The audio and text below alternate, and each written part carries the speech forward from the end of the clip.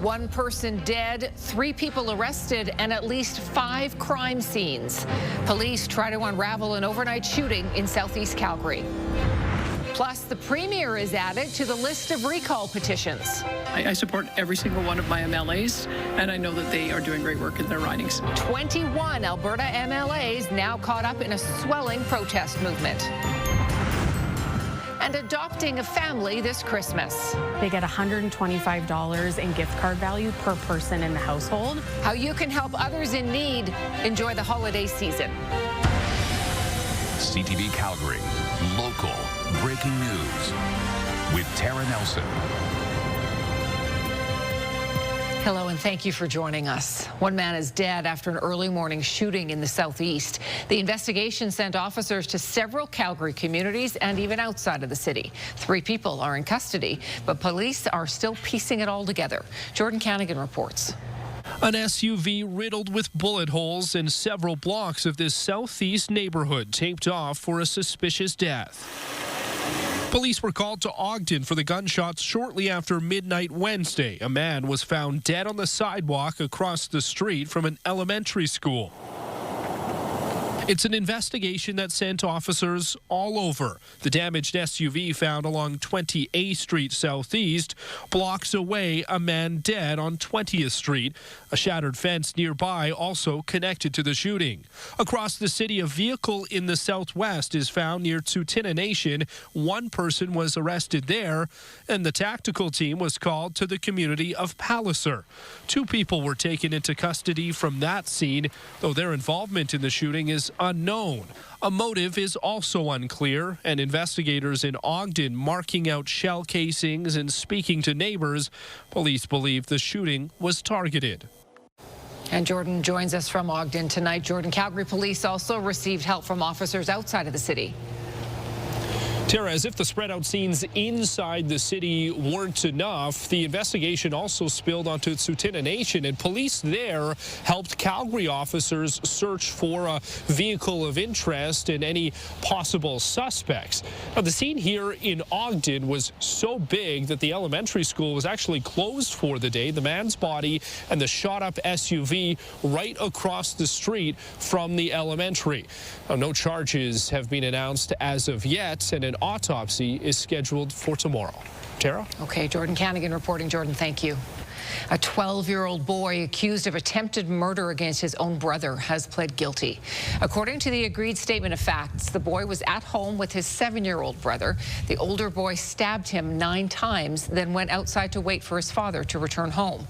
According to the Crown, the accused had an urge to act out from voices in his head, and he Googled murder prior to the incident. The younger boy was airlifted to hospital with serious injuries. A 58-year-old Calgary man died in a crash on Highway 2 near High River Tuesday. Investigators say it seems his van hit a tow truck that was trying to remove a car from the median. There was no one in that car, and the driver of the tow truck was outside of the vehicle and was not hurt. A car and a school bus crashed this afternoon, slowing traffic along 14th Street and Prospect Avenue Southwest. The bus didn't have any passengers at the time. One man was taken to Rocky View Hospital as a precaution, and police continue to investigate. And a Leduc man has been charged with assault on a police officer after RCMP say he intentionally rammed an officer's SUV. Mounties released this video that shows a pickup truck turning in Leduc.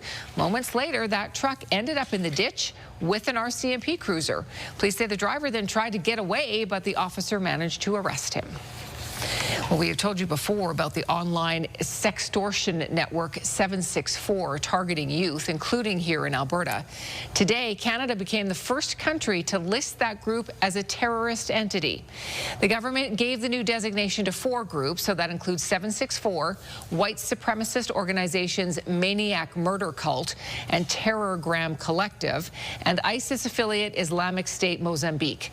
Ottawa says it's taking action to counter violent extremism, particularly the radicalization of young people online. The move gives law enforcement and security agencies more tools to have at their disposal to intervene. It also makes it a criminal offense for anyone in Canada or Canadians abroad to knowingly deal with property belonging to those groups. A scary situation for seniors in Mission this morning after fire in a retirement complex. The blaze broke out in the 4th floor of the building around 7 a.m. Now, fortunately, the sprinkler system put out the fire, and residents were able to shelter in place with staff members in several units. On the 4th floor, they are now damaged, and those living directly beneath are now dealing with water damage. Nobody was hospitalized. Elections Alberta has officially approved signature gathering for 3 more recall petitions, including one targeting the Premier. While one political scientist says Danielle Smith's seat is safe, it's certainly sending a message to the party. Jacqueline Wilson reports. Premier Danielle Smith, Environment Minister Rebecca Scholes, and Technology and Innovation Minister Nate Glubish are among the latest wave of UCP MLAs to have recall petitions filed against them. Right now, 21 MLAs are facing recall petitions. All but one are UCP members. This is a very good protest movement.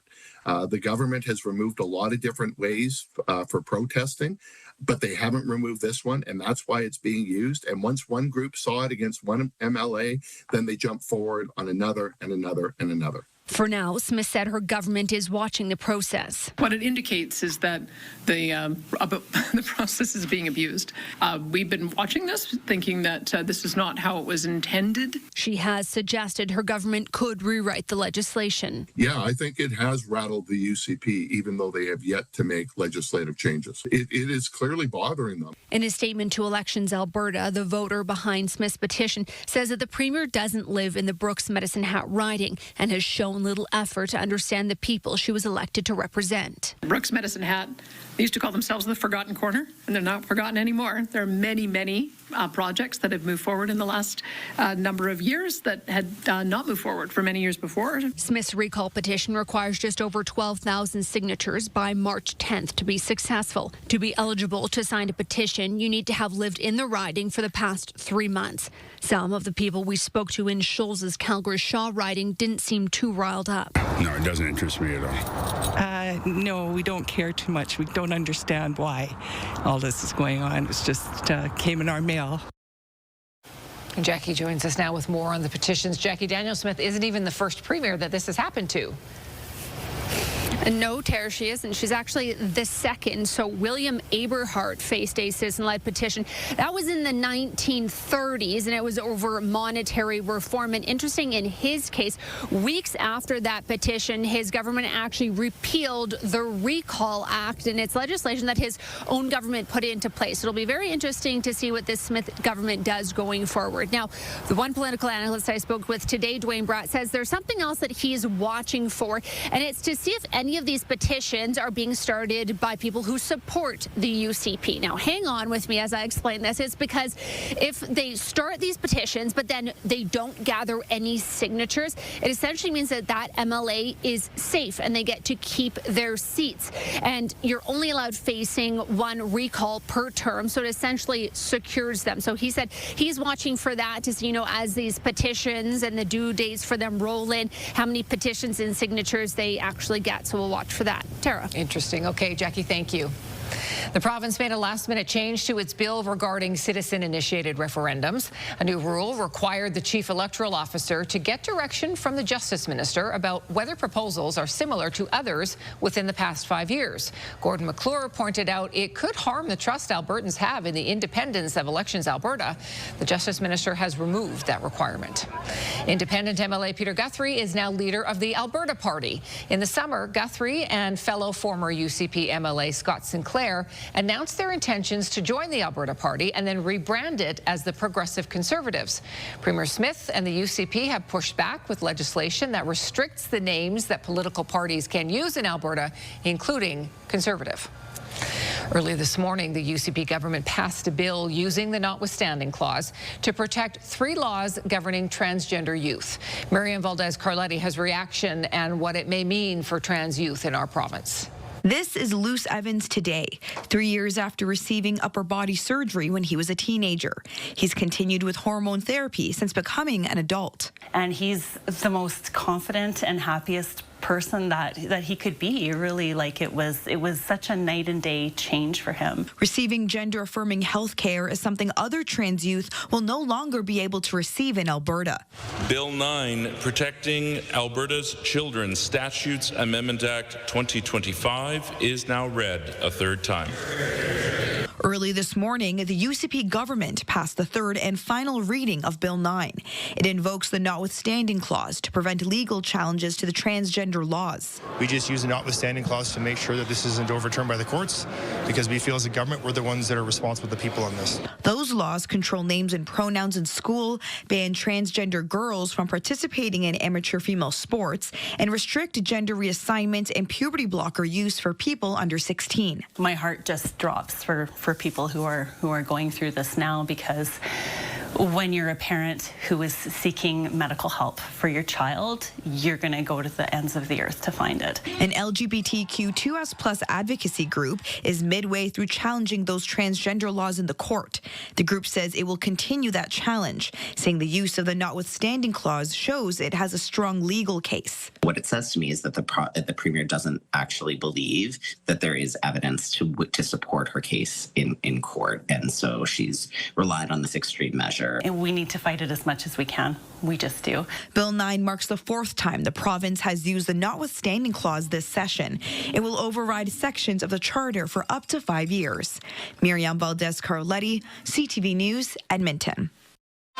You're watching CTV News, Calgary. 3 southern Alberta ski resorts are now allowed to welcome guests year-round due to a new designation from the provincial government. It's unclear if any actually will, but as Alicia Fieldberg explains, the province wants to open the door for more tourism. You can hit the slopes at Alberta resorts during the snowy months, but tourism is not allowed in the off-season.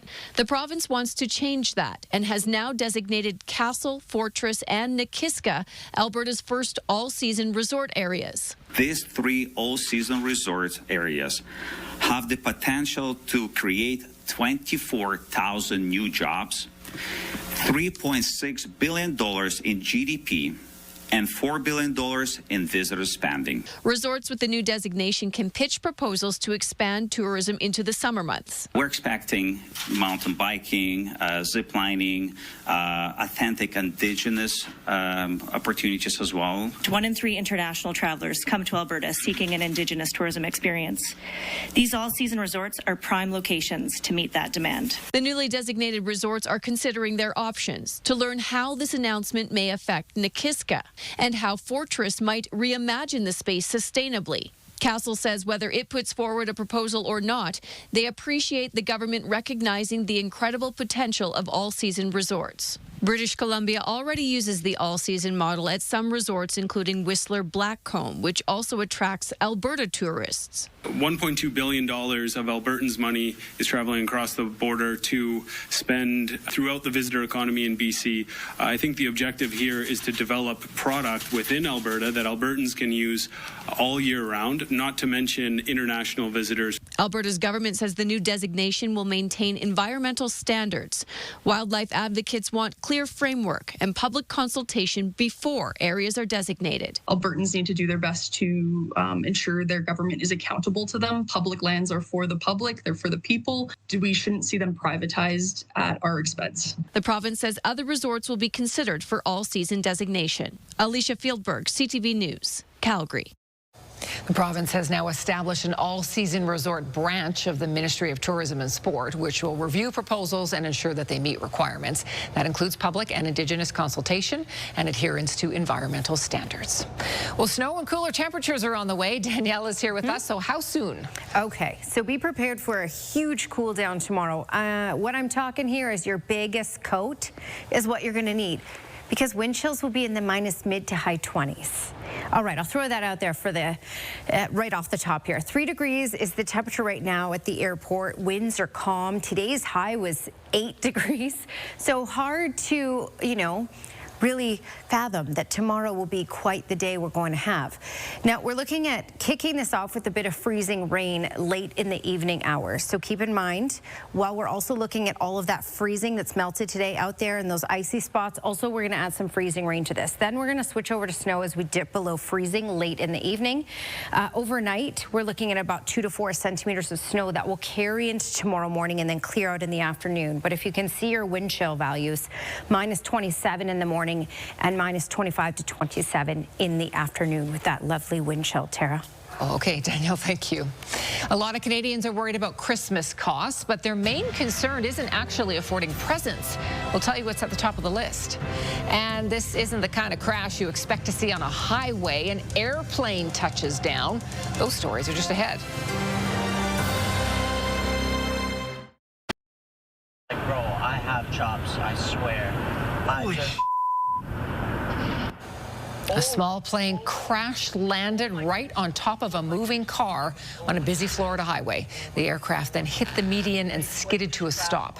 The driver of the car, a 57-year-old woman, suffered only minor injuries. The pilot and the passenger in the plane were not hurt. There are only a few weeks left until 2026, and already Canadians are worried about how they'll be able to afford food, debt, and housing costs. The financial fears come as the Bank of Canada announces it's holding rates steady, saying inflation has come down enough. Here's Annie Bergeron-Oliver.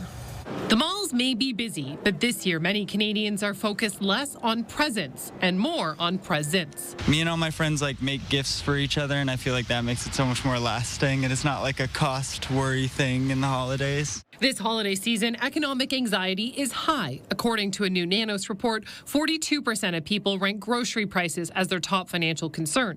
17% say their biggest concern is personal debt. 16% housing costs, 8% job security, and just 8% say they have no financial concerns. You roll all that stuff up, and it's interesting, just paying for the groceries being the top concern that people think that they're going to have when it comes to 2026. So it's pretty basic. The financial stress being tied to uncertainty around tariffs and the high cost of living. If it was me, we'd be vegetarian, but I have good Canadian hockey players. They like their meat, milk, and cereal. And for those wishing for prices to come down, the Bank of Canada says that would actually be bad news. If we were to try to push the whole price level down, that would cause a severe recession in Canada. Nobody wants that. So what can Canadians do to help their financial future? Experts say try tracking where money is coming in and going out. Some lifestyles aren't sustainable anymore. Things have just gotten really expensive. So what you want to do with those big purchases, I think, is either avoid them or delay them or partition them. And maybe that's the best way to go. Overall, inflation is expected to remain steady next year, with the Bank of Canada expecting it to hover around 2%. Annie Bergeron-Oliver, CTV News, Ottawa. This is CTV News, Calgary. I have to go straight home and dig out my parka, apparently, Danielle. Yes. Here's the indication, Tara, of what's to come. So in Red Deer, minus 12 is the ambient temperature. It feels more like minus 23 with the wind chill. So all that colder air is starting to filter down. And I know it's hard to believe we get to +8 today, and tomorrow with the wind chill, it will feel at times more like minus 28. But that's what we have in store for us. So yes, just like Tara, dig out the shovel and the big coats, because we're going to need them. All right, Drumheller has already started its descent. -9 is what it feels like with the wind chill, and we're still above the freezing mark in Calgary, Claresholm, Lethbridge, Medicine Hat, Pincher Creek, Cranbrook. But yes, the colder air, you're going to notice that tomorrow. Before we get into the cold talk, or more about that anyway, we're going to talk about the warnings and advisories in place. So the blowing snow advisory in place really from Hanna down through Brooks, Medicine Hat, all of these communities closer to the Saskatchewan border as well under the blowing snow, because in some isolated areas 5 to 15 centimeters certainly possible with this, likely closer to the 5 centimeters closer to Medicine Hat, but it will be very, very gusty. So for tonight and through tomorrow morning especially, we're looking at really reduced visibility out there on the roads and slippery road conditions. And south of Medicine Hat, so Irvine, Many Berries, these areas we're looking at heavy snow, but also 15 centimeters centimeters, especially closer to Cypress Hills and higher elevations. But some localized areas here will get closer to the 5 centimeters. This, though, will be the bullseye area for the heaviest amount of snow within these next 12 to 24 hours. Here's a look at this system already building in, but right now we're kicking this off with rain and freezing rain. And that's really the story everywhere. We'll likely see a little bit of freezing rain before we make that switch over to snow. And in some cases in the far, far south, it will kick off with heavier rain, then the freezing rain. So just to check out 10 o'clock tonight, for example, that mixed precipitation in the far south, a little bit of mixed precipitation in Calgary this evening. Freezing rain is possible in the early evening hours. And then in the late evening, we switch over to some snowfall. In Calgary just tonight, 2 to 4 centimeters, and that will carry into tomorrow morning. So you will be contending with some snowfall, very slick road conditions tomorrow morning when off to work and school in the city. All right, and then we get another wave that arrives for Friday. So we should be clear tomorrow afternoon, and then the next wave arrives Friday, and that will be a heavier one in the city, most likely, especially lasting throughout the day. Okay, let's talk totals, and this can give you an indication of what we can expect really from tonight through till late Friday, if you check out your timeline here. About 11 centimeters in total in Calgary. 8 to 11, and then 16 in Lethbridge, and there's that bullseye area basically south of Taber and Medicine Hat where 15 to 20 centimeters are possible. Okay, longer range and very chilly forecast for these next 3 days. And something I do want to mention, this -8 will be really early in the morning, and then we will plummet from that throughout the day. And our wind chill will be in those -20s for the whole day. And then snow for the morning, clearing out in the afternoon. Another centimeter possible for tomorrow morning. And then another 2 to 4 possible on Friday. -18 will be the high then. And we start to warm up for the weekend. We should be above freezing again by Sunday. That's your Action Furnace 5-day forecast. A big relief for travelers when Air Transat and the pilots union reached an 11th hour deal yesterday to avoid a strike. It's a win-win agreement. We're very satisfied with it, and we're pretty confident that it's going to be voted by the pilots. The tentative agreement was reached just hours before pilots were set to hit the picket lines in job action that would have grounded the entire fleet. The sticking point in negotiations was compensation, which was the last item to be hammered out. Details have not been officially disclosed. Union members will vote on the deal in the coming days. Well, it's something many families endure, but until now, they haven't had a place to grieve. Next, the special crypt in a local cemetery dedicated to families who've lost children to miscarriage. And later, a trip back in time. This subway ride will take you all the way to the 1930s.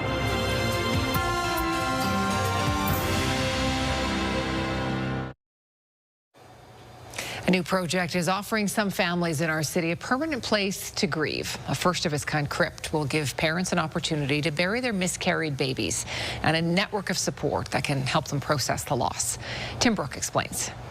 Sarah Francis was 11 weeks pregnant when she lost her baby. It sparked dozens of questions for the Calgary mom. How do I tell my loved ones? Do I keep this a secret? Do I tell my friends and family?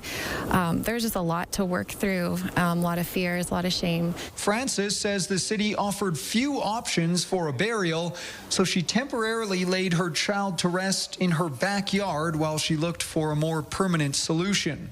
Wednesday, she finally found it. I hope that this Loretto crypt is a gift, seen as a gift to the city that brings people healing and hope and community and connection and ultimately peace. The Loretto crypt is now open inside the Queen's Park Cemetery. It'll hold individual containers with the remains of babies who died before 20 weeks of gestation. It was created by parishioners at the Roman Catholic Diocese of Calgary, though it'll be available to Calgarians of all faiths at no cost. It gives them an opportunity to both grieve, but also to know that there's a respect and a dignity that is acknowledged. Organizers believe the crypt is the only year-round burial site of its kind in the country, and there's a need. Statistics show nearly 1 in 4 recognized pregnancies ends in miscarriage, most in the first trimester. It isn't they have miscarriage and it ends. That miscarriage is impacting them day in and day out, and it's every single person you know. The crypt was blessed and officially opened Wednesday afternoon. Jude Francis was one of the first babies interred. Tim Brooke, CTV News, Calgary. Health Canada has approved a new medication to treat postpartum depression. Zuranolone, a pill sold under the brand name Zurave, is now authorized in Canada. It's used to relieve symptoms of depression after childbirth. It will be available in Canada early next year, but governments and insurers are still working to determine coverage. The drug has also been authorized for use in the U.S., UK, and Europe. The province announcing today it will spend billions of dollars over 10 years to improve continuing care in our province. The government says 1 out of 5 hospital beds are occupied by patients who no longer require acute care, which leads to long wait times in crowded emergency rooms. The UCP is promising an initial $400 million to build an additional 1,500 continuing care spaces across Alberta. It's part of a new assisted living framework that's aimed at getting patients access to at-home care or other supports to ease pressures on hospitals. We have all been in that vulnerable moment, scared for ourselves or for someone that we love, sitting for hours in an emergency room waiting to be seen. And that's not fair to you, and it's not fair to the Albertans who were left to languish in hospital beds when they could have been cared for in their homes and in their communities. About 90% of continuing care home residents are seniors. The province's 10-year plan on exactly where continuing care spaces will be built will be rolled out in the new year, with the focus first on Calgary and Edmonton. A new recovery centre has opened in the city's northeast, promising customizable programs for people searching for addictions treatment. The Brick House Recovery Centre says it offers no wait times and 5 distinct services, from virtual care to in-person detox. The programs include 4, 8, and 12-week sessions. Staff say their outpatient approach, where people can head home during treatment, can create multiple benefits. Residential is great. But I think being able to come in and go home every day, taking away the tools that they're learning and applying it to their real life immediately, really starts to habitualize those patterns that we have, and they get to circle back the very next morning. The recovery centre is open Monday to Friday, and referral from a physician is not required. Families in need are receiving a little help this holiday season. Just ahead, how you can adopt a family who may be having trouble making ends meet.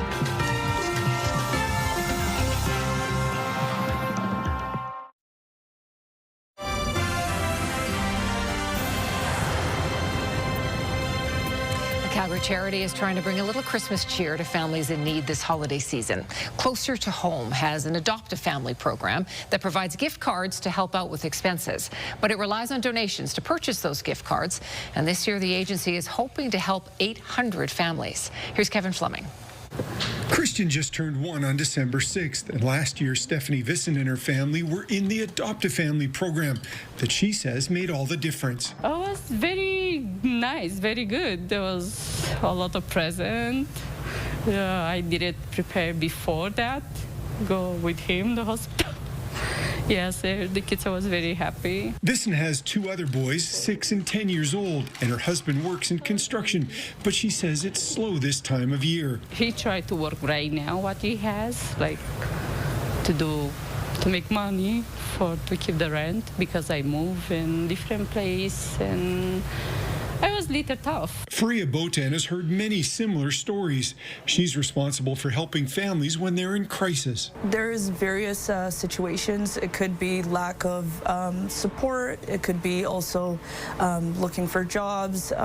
Just the crisis going on right now, especially with this economy. Botan says clients are focused on paying for food, rent, and utilities, and that doesn't always leave anything extra for the holidays. They're basically worried about providing the basic needs over maybe getting gifts for their kids over the holidays. So it's quite difficult for them to make that decision. This is the 16th year Closer to Home has run its Adopt a Family program.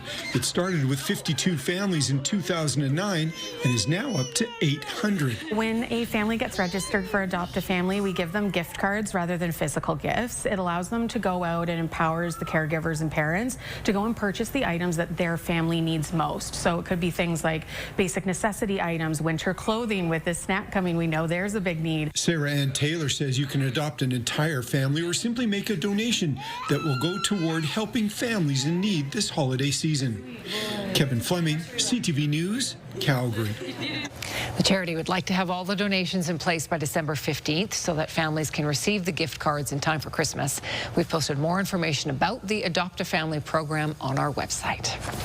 Okay, well, you guys, the World Cup is just 6 months away, and if you're not already a soccer fan, the sport can be a little bit confusing. Are you watching soccer? Yeah. Is your team good this year? They won the league last year, but they didn't make the tournament. I don't understand how both can be true. How can you have a bad, good team? Our best player is from Portugal. He plays for Argentina in the World Cup. He's on loan from Chelsea right now on Arsenal. So he's on 3 different teams. How does he have 9? See, this is how I feel. Soccer can be a little confusing. This is kind of like when a big fan is trying to explain the game to someone who's a casual fan.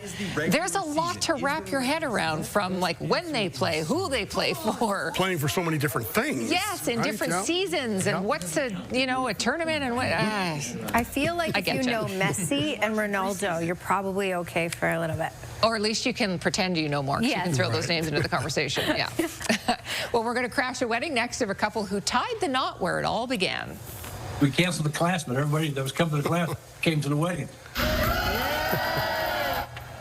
Ed and Marlene met during a water aerobics class at their local YMCA 3 years ago. Their classmates all came out, and the pool's aquatics director officiated, and all the other swimmers stuck with their daily routines and did their swimming in the lanes behind them. Oh, good for them, right? Oh, this is amazing. Isn't that great? Yeah. Yeah. What a wonderful day. Yeah, congrats to them and all their friends. That's cool. Well, finally, 'tis the season to go retro. It was fascination, I know. The New York Subway's holiday nostalgia rides are back. So they have train cars from the 1930s that they run every Sunday in December. They've got 8 cars from the 30s that they're using right now. And then commuters love to get into the spirit by dressing up in their favorite vintage outfits. Takes you back in time. Doesn't it? Huh? So sophisticated. Yeah. They look great. Nice suits. Yeah, absolutely. That would be fun. Well, still to come, U.S. forces seize an oil tanker. It's the latest move in the escalation of force off Venezuela. We have those details when we return.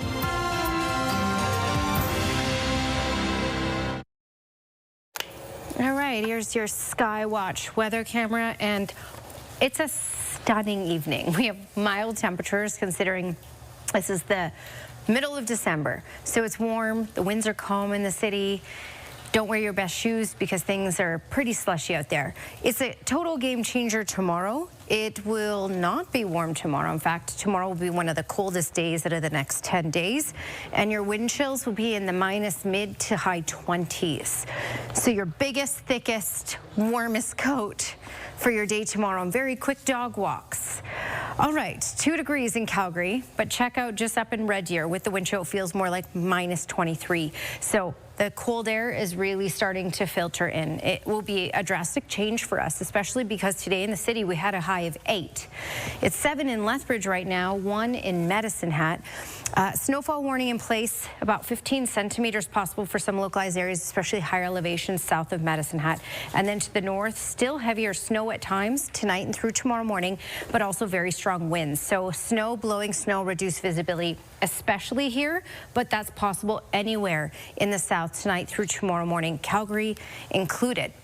So along with those conditions, because of this massive push out of the west, and we already have that mixed precipitation, we're also going to kick this off in most communities with freezing rain tonight and early tomorrow morning, then the snow.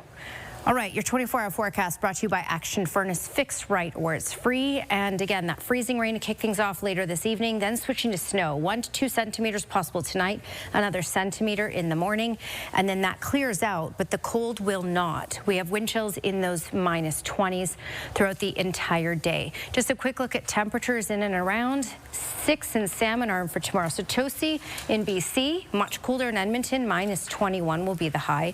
Minus 8 for Calgary. Again, that's really early in the morning, and then we'll drop throughout the day. Minus 17 for Drumheller, minus 4 for Lethbridge, and minus 6 for Medicine Hat. 3 people are in custody after a man was shot to death. The victim was found across from Ogden Elementary School this morning. An SUV riddled with bullets was found nearby. Cetina police say 2 vehicles connected were found on the nation, but the occupants were not members of the nation. Elections Alberta has approved 3 more recall signature gathering efforts, 1 against Premier Daniel Smith and 2 of her cabinet ministers. The province is now allowing Castle Fortress and Nakiska ski resorts to expand tourism year-round. It's unclear if any of those properties will offer summer activities. Donald Trump has confirmed that the U.S. has seized an oil tanker off the coast of Venezuela. It's the latest move in a pressure campaign against the country's Maduro government. Video was posted today showing soldiers boarding the vessel from a helicopter. Trump did not offer a detailed explanation for the move, saying only that it was seized for very good reason.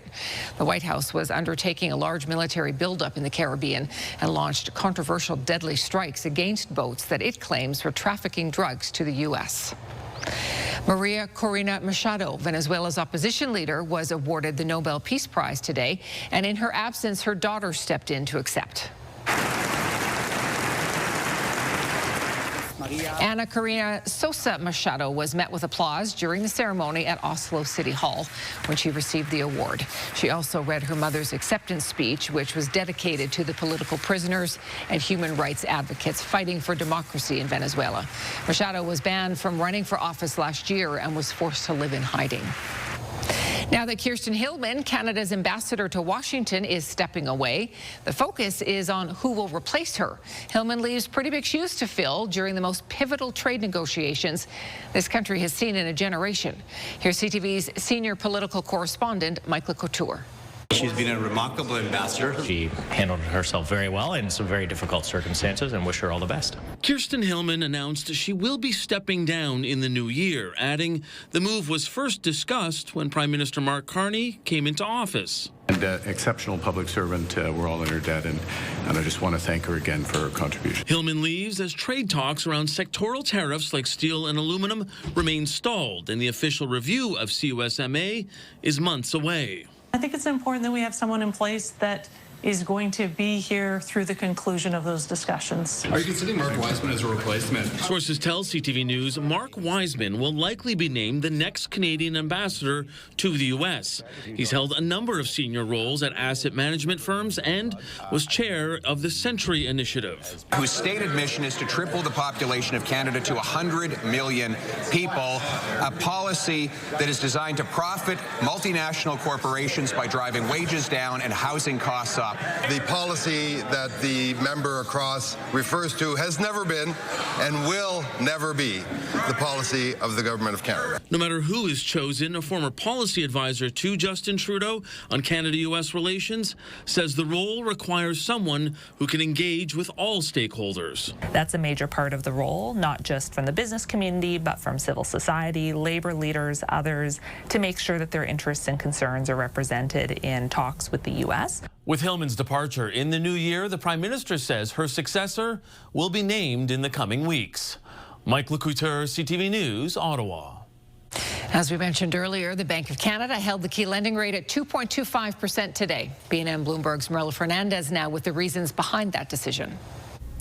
The governor for the Bank of Canada says the rate is where it needs to be to keep inflation in check.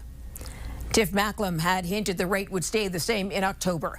And with growth in the economy and positive employment data, the bank decided not to move. But the governor did point to Canada working through a structural adjustment, which he is keeping a close eye on. Here are the closing numbers for the day. The Canadian dollar is up to 72.49. West Texas Intermediate crude is up to 58.79. Western Canadian Select is down to 44.53. And the TSX gained 246 points today for another record close. Those are your business headlines. I'm Marilla Fernandez. Australia's social media ban for kids under the age of 16 is now in effect. Sydney's Harbour Bridge lit up in green and gold today to mark the start of the ban, which is the first of its kind in the world. There was also a large sign that read, "Let them be kids." 10 major social media platforms, including TikTok, YouTube, Instagram, and Facebook, must now block users under the age of 16 or face massive fines. Some 200,000 accounts have already been deactivated on TikTok alone. Cavalry fans are saying goodbye to a fan favorite. Marco Carducci, a born and raised Calgarian, is moving on. Glenn has that story for us next.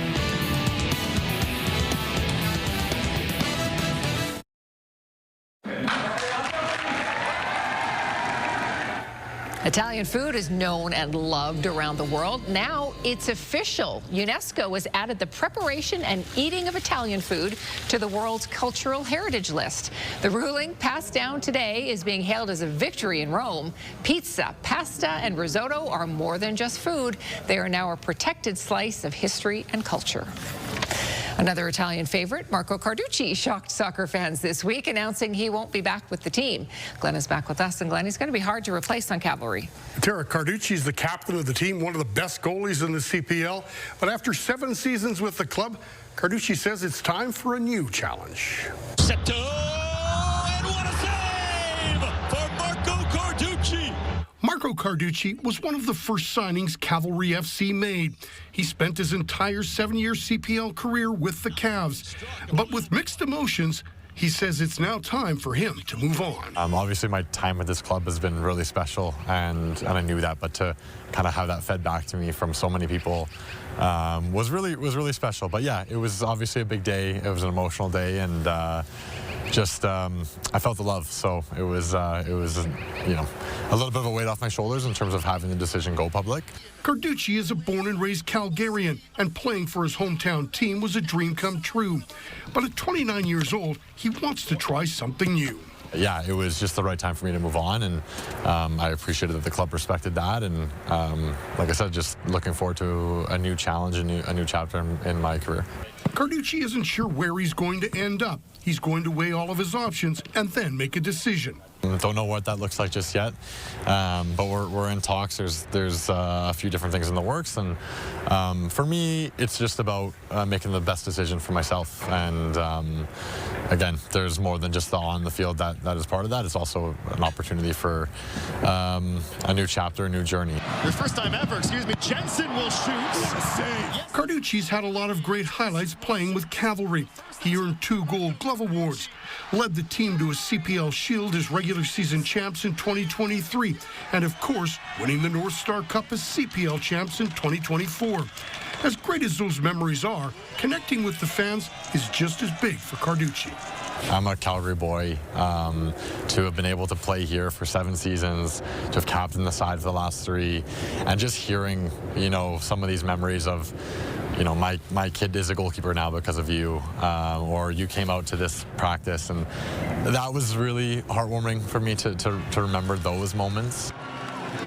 And now the search is on for Cavalry FC to find a new #1 goalkeeper, but make no mistake, Carducci's boots will be hard to replace. Flames wings in action third first period. Not a good start for Calgary. Detroit up 2-0 already. All right, Glenn, thank you for that. Big turn in the weather overnight. I feel like not a good one for us either, all of us. Yeah, I mean, unless you love the deep freeze, that's tomorrow. Some people do. Some people Does do. anyone? Some Come people on. do. Some people like to take those longer dog walks while the wind chill's -25. Anyway, that's the story tomorrow. And snow in the morning, tonight, tomorrow, and kicking off with freezing rain tonight. So slick roads, everything will freeze out there that's been melting. Just, you know, stay warm and walk like a penguin. -18 will be our high on Friday. And that -8's deceiving because really at the end of the day, that's early in the morning. And then we will continue to plummet throughout the day. Okay, weather window brought to you by Lux Windows and Doors. Crafting quality windows and doors for your style, budget, Alberta's climate. And I wanted to share a sunrise from Drumheller. Corrine Gerling sent this one in. That is perfect. Thanks for your company tonight. Have a great evening. We'll see you again tomorrow.